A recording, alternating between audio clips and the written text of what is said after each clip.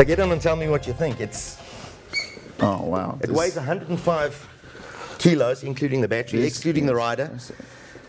But it sits up nice and high, and it's a great bike for the first time biker. You know, with a limited top end of 88 kilometers an hour, it means you don't have to be some hardened biker dude. You can get on and enjoy it. Could this be the future of urban two-wheel deco-mobility? Nick Hall introduces the E-TRON electric motorbike. It's not a bike that's going to be tough to learn how to operate properly. The one thing that's very surprising is the performance. Being electric, a lot of the guys who ride petrol bikes tend to use the sound of the bike as an indicator of speed and performance. Because it runs completely silently, that's the one thing you need to get used to.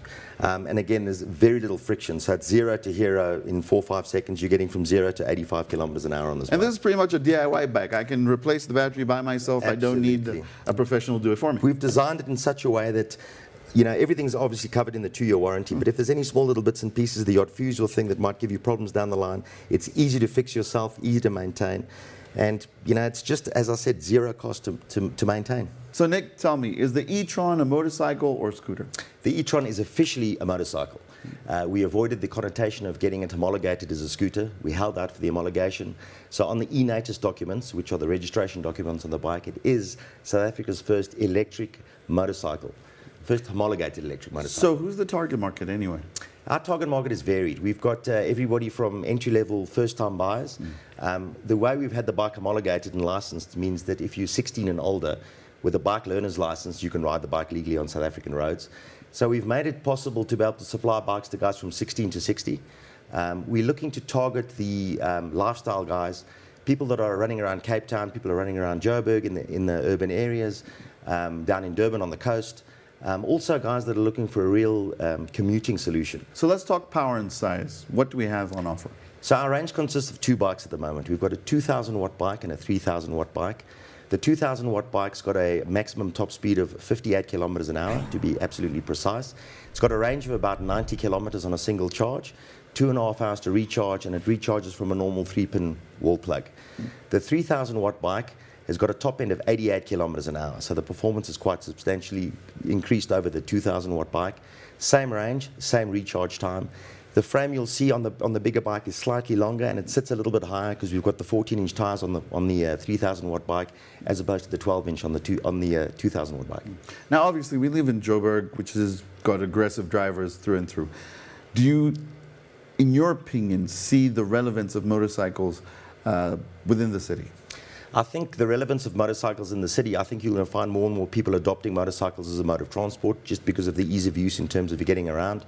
The problem with electric bikes traditionally has been the fact that they run completely silent. As you'll see, we've got that speaker fitted onto the side of the bikes. Now, all of the bikes come with a Bluetooth speaker, which allows the rider to be able to get some audible notice and some audible attention.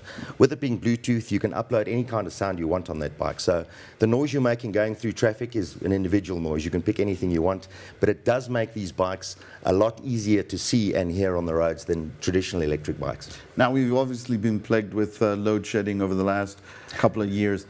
What's the discussion around that with potential clients? Well, we're fortunate because the recharge time on these bikes, when the battery's at absolutely 0 capacity, it's 2.5 hours to charge the bike from 0 to 100%. The beauty again is once the battery's been charged for the first 3 times and the battery's been run in, you can charge the bike incrementally. So if you run the bike for 60% of the battery life, you've got 40% remaining, and you get a bit of range anxiety, you can charge the bike for half an hour, for an hour, for 20 minutes, and those incremental charges allow you to be able to get around the load shedding times. But again, with 2.5 hours needed to charge the bike from 0 to 100%, one hopes that there's no such thing as stage 8 or stage 9 or stage 10 coming where there's 0 power for 24 hours. But I could recharge it with the generator, for example. It'll charge you for generator, and again, you can charge it at work or at home. The beauty is because it's just a normal kettle plug. So it's a 3-pin plug, goes straight into the wall. So if you're at work, you can charge the bike at work, you can charge it at home. And lithium batteries like to be charged. So even if you've only run 10 or 15% of the battery down, charge it up back to 100% and just keep topping it up as you go. All right. So far, so good, Nick. But let's talk price and maintenance. What are we looking at? Well, we were very, very aware of pricing when we brought the bike into South Africa. We do all the development locally, and we're very price aware. So the 2,000 watt bike retails for 50 grand, 49,995. The 3,000 watt bike at 59,995. So it's made it affordable. The beauty is it's kind of a one-stop shop. You're paying your upfront price for the bike. There's zero maintenance on the bikes. We've designed them in such a way that the components all the components have got a 2-year warranty on them. So the battery, all of the electrics and all the other bits and pieces. Your running costs are nominal. You're at 0.05 cents per kilometer in terms of charging the bike up and utilizing it. Your tires, your discs and pads, which are the wear and tear items, the tires on that bike will do 35,000 kilometers, which is a lifetime on electric bikes. And the pads and discs will also get you between 25 and 30,000 k's worth of wear and tear. So ostensibly, once you've bought the bike and you've paid for your electricity, there's absolutely no maintenance required at all. I'm John Terode and you're watching Joburg Today.